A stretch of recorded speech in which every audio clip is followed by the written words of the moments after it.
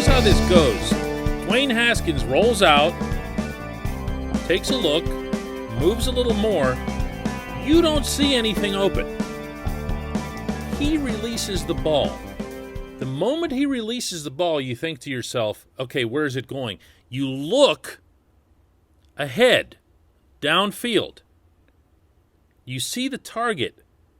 And even though there's bodies there, you see the trajectory of the ball, you see the velocity of the ball, and your first thought is, oh, that's absolutely getting where it needs to go. Good morning. Good Friday morning. I'm Dejan Kovacevic of DK Pittsburgh Sports. This is Daily Shot of Steelers. Comes your way bright and early every weekday. If you're into hockey and or baseball, I also offer up daily shots of Penguins and Pirates right where you found this. Yesterday marked day 7 of training camp at Heinz Field. And it was another opportunity for Haskins to show well. And he did. It wasn't quite the same as the day before because there weren't pads for the practice. So everything gets kind of toned down, including your evaluations. But when he had passes to make, when he had plays to complete, he did so. He did so. What does this mean? You know what I'm going to say, right? Well, not just because of the whole training camp thing, but because the issue that Haskins had in Washington was the obvious one, which was maturity. That's not a dig. I'm referring to his having been a rookie and just thrown right out there. And it was going to take him time to figure out how to become an NFL field general, someone who could take charge, someone who could see the routes as they're developing, who could read defenses. That's been the thing that's held him back at the NFL level. And now, since he's in a position where he's either third or fourth on the unofficial depth chart, he's officially third ahead of Josh Dobbs,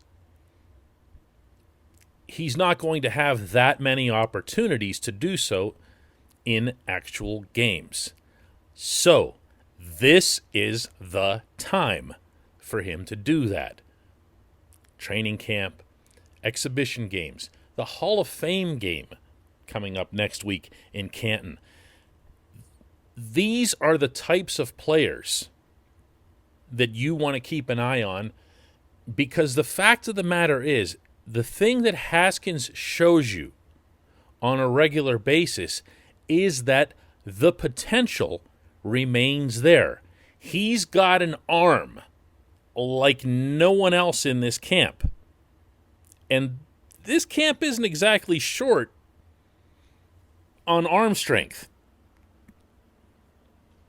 But he can find ways, as Ben Roethlisberger himself was joking about back during OTAs, to throw a ball through a car wash without getting it wet. That's what you see. When he releases the ball, as I was alluding to in the opening, you believe, as an observer, that it can get there. And when it does, the entire sequence feels as if it was really easy. And you almost kind of feel a little bit guilty for overstating it when it does. Does that make sense? I'm trying to describe to you what it's like watching him. Because you're seeing him do things that you know other quarterbacks can't do, and as a result, it looks a little too easy, so you don't get all whatever about it. You know, you don't get all amped up. You don't start thinking, oh, this guy's a great. He has a first-round NFL arm. He also has, not the world's greatest speed, but an authoritative presence when it comes to moving his feet. He's not lacking confidence when he does it. He'll step up in the pocket and look bold doing so. And that matters because your shoulders are up, your chin's up, you're surveying the field, you're still looking for the next play. You're not just tucking and running. You're not panicking. He's still trying to complete a pass. He's still trying to look for something that was more along the lines of what was originally drawn up, even if his pocket collapses behind him. That's something else that I've picked up on that's been neat to watch as we learn more about him. What can all of this mean? I'll address that right after this very brief message from our title sponsor. At Point Park University, in the heart of downtown Pittsburgh, they understand there's no substitute for real-world experience and career-building connections. Their innovative curriculum engages students with distinctive experiential learning opportunities. Point Park's pioneering co-op program empowers qualified students to work in full-time, paid positions with their corporate partners while earning college credits. Visit pointpark.edu/works to learn more. Career ready. That's the point. Point Park University. What does Haskins mean? What does his performance mean? What does his potential mean? Almost all of that is impossible to gauge, other than one thing, and that's that Ben Roethlisberger is the quarterback of the 2021 Steelers.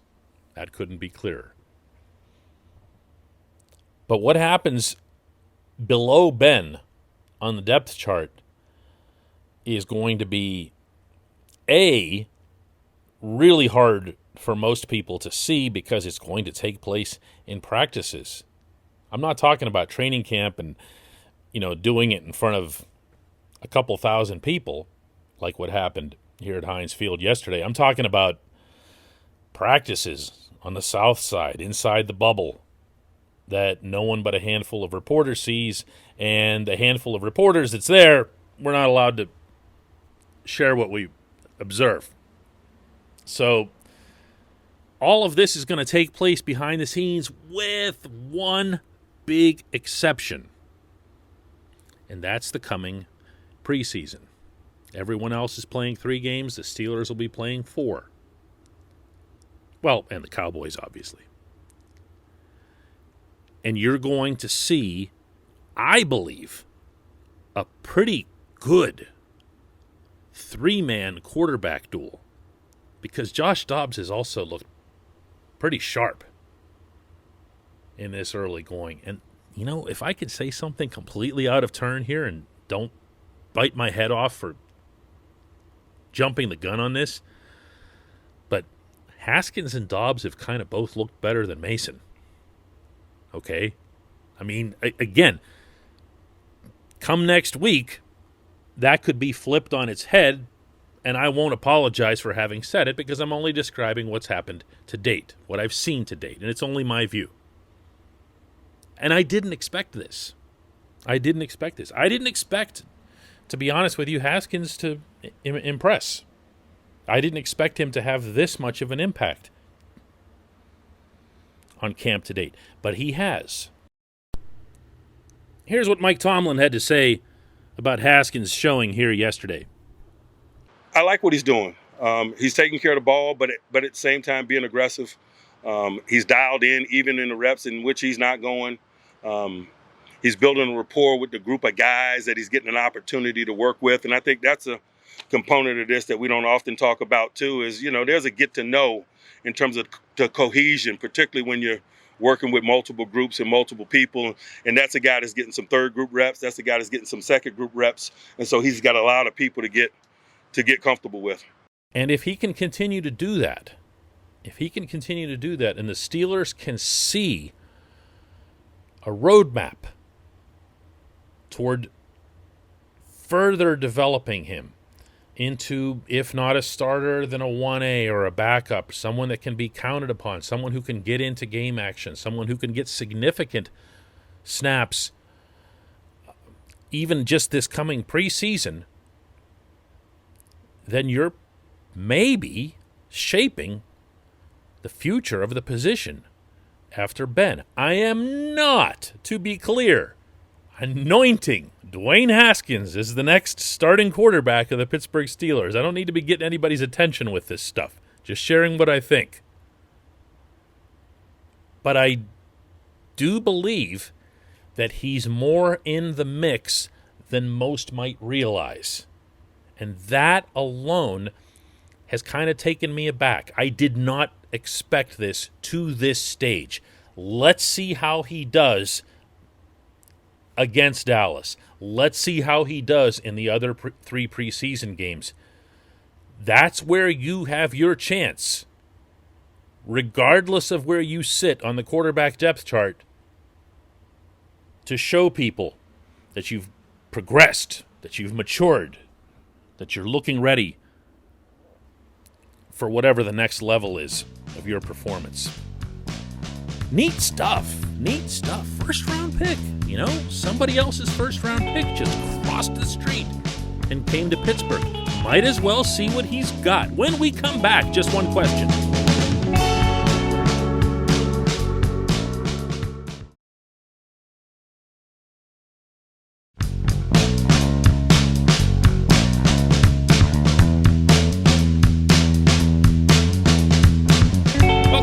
Time for Just One Question. That's brought to you on this program always by the personal injury law firm of Luxembourg, Garbett, Kelly, and George, LGKG, as they're known.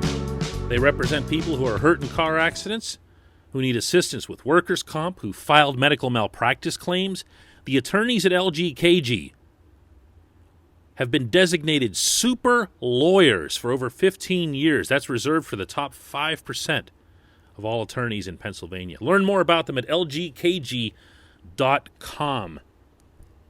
Today's Just One Question comes from Mike Gregg, and he asks, how much pressure does Najee Harris put on the other running backs? Taking him with the number one pick, plus the lack of success in the running game last season, made things very difficult for the offense. Is there a clear number two to Harris? Mike, I'm of the belief at the moment, also subject to change, that the number two is going to be Anthony McFarland. I can't say that with certainty. I can't say that the Steelers know that with certainty. But in watching McFarland and the way he's running the ball, the way he's showing versatility, contributing to the passing game, and just looking generally dynamic.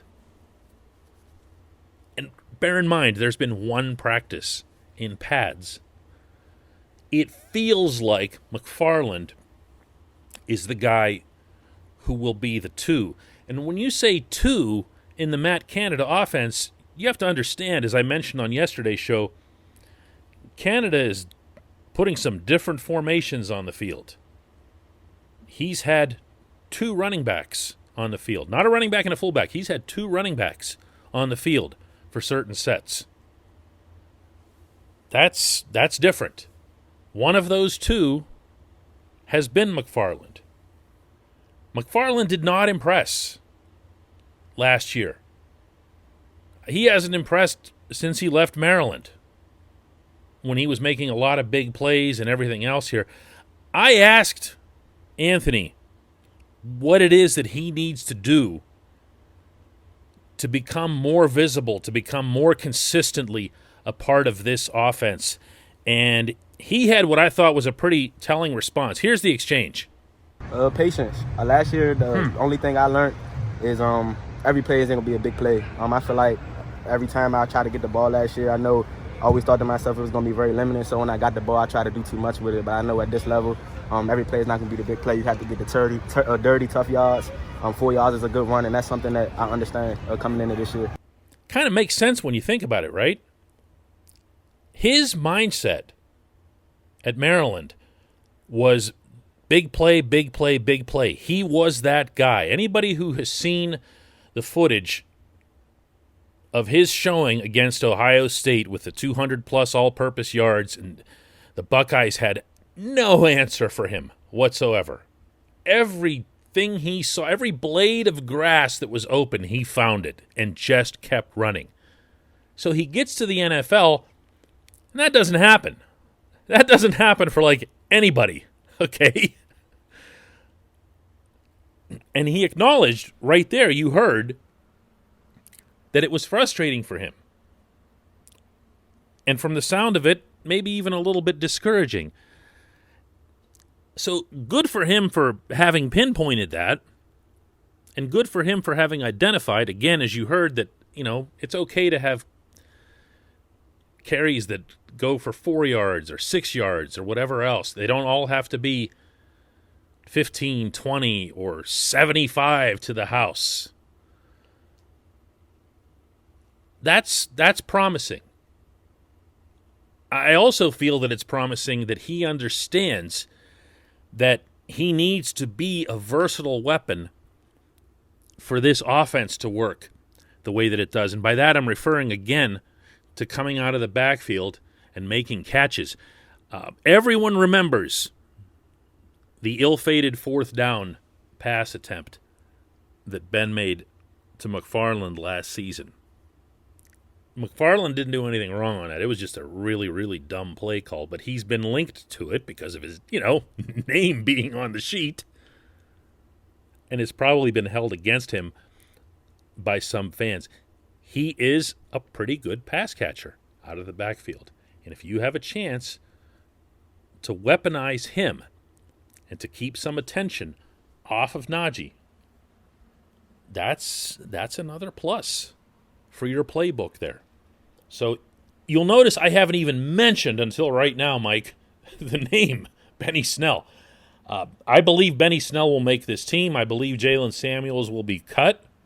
I can't be sure of that, but I don't see Benny Snell being the number 2 after the way he showed last season. I appreciate the question. I appreciate everybody listening to Daily Shot of Steelers. We'll do another one of these Monday. Hey everybody, thanks for listening. Please subscribe to our DK Pittsburgh Sports channel, and don't forget to hit the bell to get notified every time we post a new video or podcast.